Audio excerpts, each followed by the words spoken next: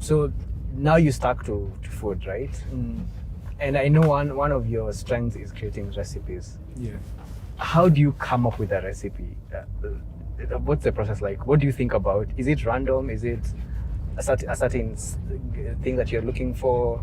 How do you go about making a recipe from scratch? So many a times it's inspiration based on what I've eaten or who I'm speaking to.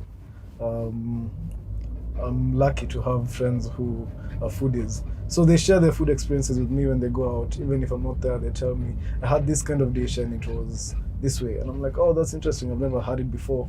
How can I do it at home myself?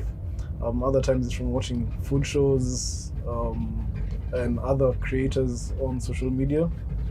Other times it's just curiosity of pairing this and this and seeing how it's going to work out. Sometimes it's trial and error, and I'm like, if this backfires, at least I know it doesn't work. Yeah. But there's never a recipe that you could say fails. You're just creating something new. Unless it tastes bad, then it's failed. Otherwise, you're just creating a new taste. Thank you so much for watching that highlight video. If you want to watch the full conversation that we had on the game drive, click here. I'm going to put it here.